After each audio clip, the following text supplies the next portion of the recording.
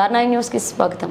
ఇక డీటెయిల్స్ చూస్తే తెలంగాణ రాష్ట్ర సాధన కోసం ప్రాణాలను సైతం లెక్క చేయకుండా అన్ని ఉద్యమాల్లో పాల్గొని సర్వం కోల్పోయి ఆర్థిక ఇబ్బందులు ఎదుర్కొంటున్న క్రైస్తవ ఉద్యమకారులను రాష్ట్ర ప్రభుత్వం ఆదుకోవాలని Telangana Christian JAC chairman pastor Jilukala Ravikumar demand చేశారు. గత ఏడాది సెప్టెంబర్ 17న తుక్కుగూడలో జరిగిన కాంగ్రెస్ విజయభేరి సభలో నాటి పిసిసి అధ్యక్షుడు నేటి సీఎం రేవంత్ రెడ్డి ప్రకటించిన 6 సంక్షేమ పథకాలతో క్రైస్తవులకు ఇచ్చిన హామీలను అమలు చేయాలని కోరారు. ఈ మేరకు గురువారం బషీర్బాగ్ ప్రెస్ క్లబ్లో తెలంగాణ క్రిస్టియన్ జేఏసీ ఆధ్వర్యంలో నిర్వహించిన తెలంగాణ క్రైస్తవ ఉద్యమకారుల రాష్ట్ర స్థాయి సదస్సులో ఆయన మాట్లాడుతూ తెలంగాణలో ఉద్యమంలో 1200 మంది విద్యార్థులు యువజనులు బలిదానం చేశారన్నారు.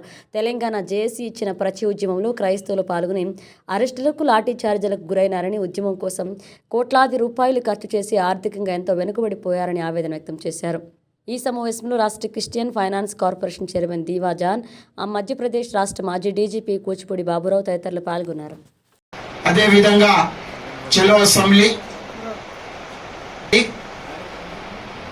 అనేకమైన కార్యక్రమాలు అంటే జేఏసీ ద్వారా పిలుపునిచ్చిన 10లో అంటే ఉద్యమం జరిగిన సమయంలో అన్నిటిలో ఈ క్రిస్టియన్ జేఏసీ పాత్ర ఎంతో కీలకంగా ఉందని మీకు తెలియజేస్తూ ఉంటున్నాం.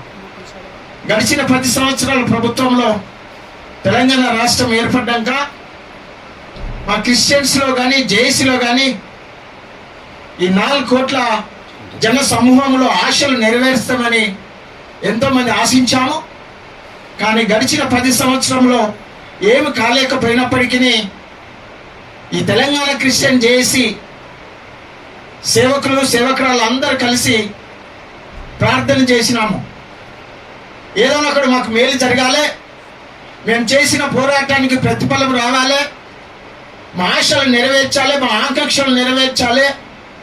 ఈ తెలంగాణ పోరాటం కోసం 1200 విద్యార్థులు ప్రాణ బలిదానాలు చేసి మా తెలంగాణ మాకు కావాలని ఎంతో పోరాటం చేసిన ఉద్యమంకు మేము కూడా సైతం అంటే మా సమస్తాన్ని కూడా రోడ్డు మీదకి వెల్లడిపరిచి కొనసాగించినాం.